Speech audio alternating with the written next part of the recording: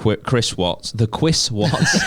The Chris Watts. I'm Jonathan Ross today. The Chris Watts documentary.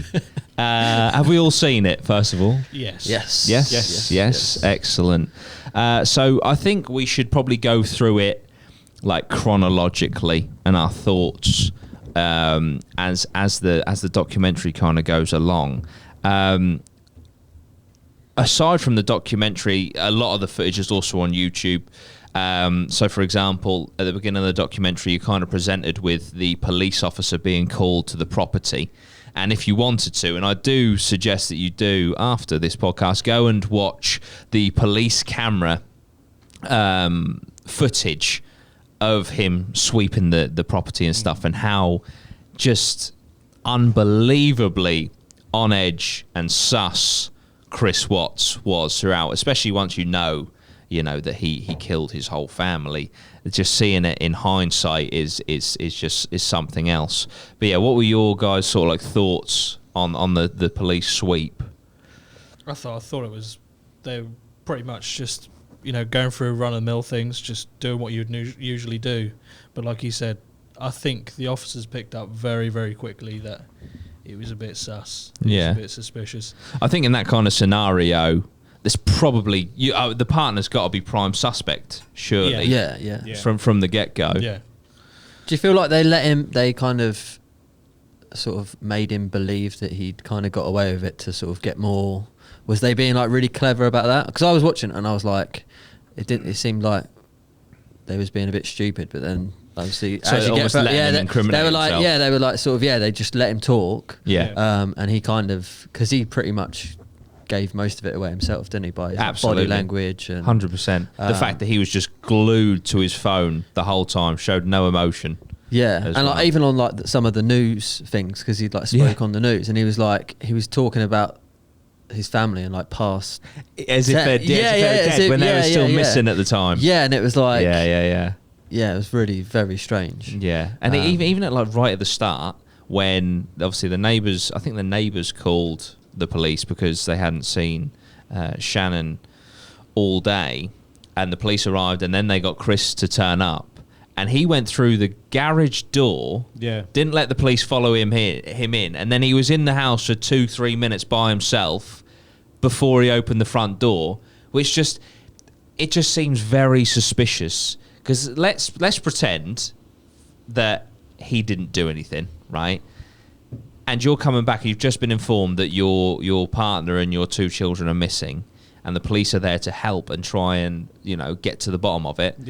There's no way that you're hesitating in allowing the police officer to come in, maybe ascertain certain clues as to where she's gone, blah blah blah. So that in itself, I think, from the get-go, he fucked it from the get-go, basically, just with those few moments of hesitation. But like by them like allowing him to just sort of talk. Because if they'd have gone in and been like, right, we're going to arrest you because it seems suspicious. He might have just not spoke about anything. But like they kind of just let him go, and he was kind of just giving everything away when in his interviews, which I thought was either really smart by the police or whether they were just I thought the police did well, like not to let him off the hook and make they didn't try and like mollycoddle him by saying you obviously your children are missing, your wife's missing. That he didn't like flat out accuse him either, so kept him on a very fine edge, and he like you're just saying, he just gave everything away. One thing that was really smart, I can't remember if it, because in my mind, because I knew the Chris Watts case and stuff before the documentary, so I might be mixing previous knowledge with the documentary, but I know for certain it's in the police footage because that's where I saw it.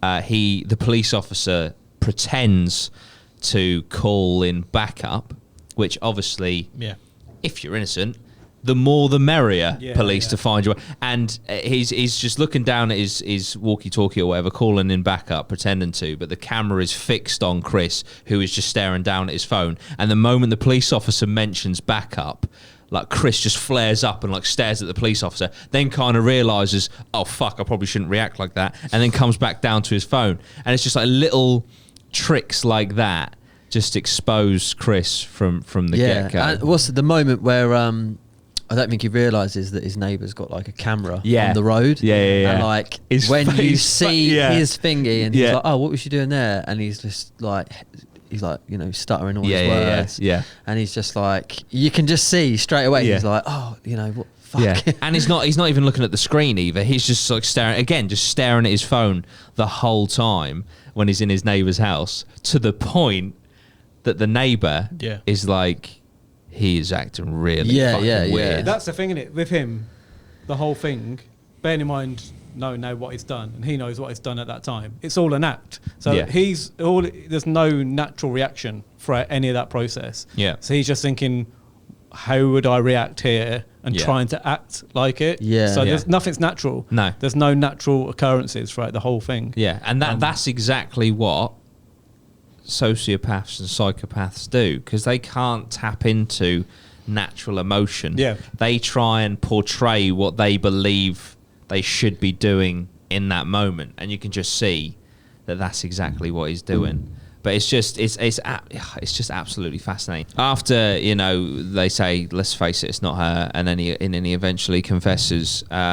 Basically, he drugged and strangled the wife, didn't he? And he strangled his 2 daughters, and then put them in the back of his truck at like 5 a.m, and then went and buried the wife out in the foliage bit, and then put the daughters in the oil tank. In the documentary, it says that there was no drugs. He strangled his. It didn't mention drugs. He strangled his wife and put her in the back of the car, and then he put the children in the car and then drove them to that place. But they were just in the back of the car. I think he said they were sleeping, which when I saw that bit, I was like, no, because at one point he said one of the daughters came in and saw what happened, and I was like, no way, your daughter's not going to sleep. They're like 5. They're not going to sleep. They've just seen this happen. They're worried about their mom. They're not just going to go back and sit and sleep in the back of the car for an hour or however long. So that to me just didn't make any sense. The stuff with the kids, obviously none of you got kids, but I've got kids, and I think maybe parents watching it,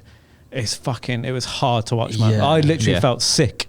Like I physically felt sick watching and all the start of it, because I'd heard about the case and kind of knew what happened, but I found it's an emotional roller coaster. Then angry, like with him, like just want to, like you just think he just needs to. Yeah, because I was watching it and I was thinking about you, because obviously you've got two little girls, and I mean you've got same name. Yeah, I felt sick watching it, like literally sick, and then angry, and then there was some good there's some interesting bits within the documentary towards the end. I like the way that the police interrogated him, and I thought it was very clever, the way the lead detective and then the lie detector woman, the way they were planting seeds.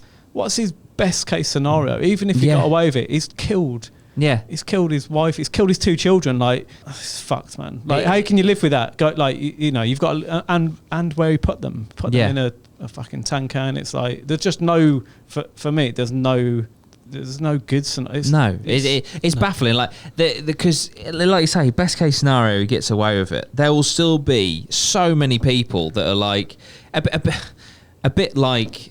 The McCann situation, right? Allegedly, possibly, maybe, all that, and I'm not saying anything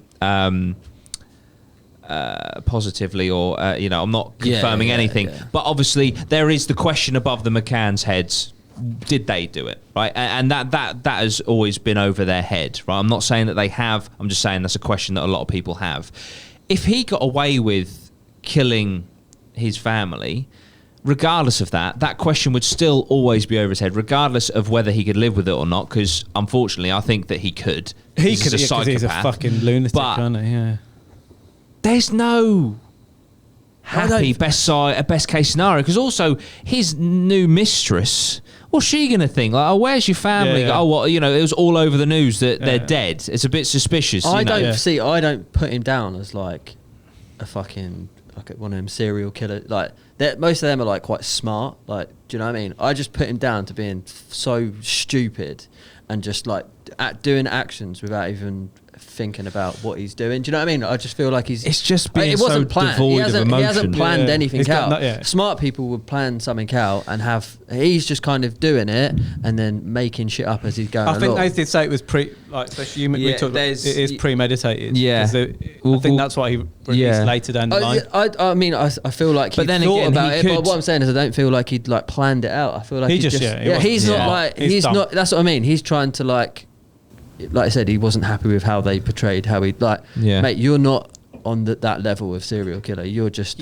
a basic bitch serial killer. That's how you're going to go down. You're going to go down as one. But they don't even call him that. Yeah, you're one of the dumbest. You're one of the dumbest killers. If you kill your family, definition, it's a different word. Yeah, true. Yeah. Oh yeah, I saw. Oh fuck. What is it? It's. You're not classed as a serial. I'm not joking. I think it's something like. Because I saw it when I was doing some research. I actually think it's called it's like serial, but you put fam at the front. I think it's a familial killer. I think that's what they're called. Because by definition, that's it, familicide. It's a familicide, like a genocide, but familicide of your family. Yeah, by definition, I think a serial killer, you have to kill more than three or more people. So he technically does fall into that category, but because it's his family, like you say, it's a bit different. It's not like he just went out and killed people, different people. But the other thing is, the thing that got me from the get-go, you got a new woman, you're not happy in your marriage, just fucking leave. Just leave. Yeah. Just leave. Just leave. Don't kill anyone. Yeah. Have a, she might turn like a bit psycho or whatever. Just have, a bit of an angry ex for a few years until maybe she moves on and doesn't give a fuck anymore. You don't have to fucking kill your whole family. That's why he's so stupid. Yeah. He's just fucking going to the worst point ever, isn't he?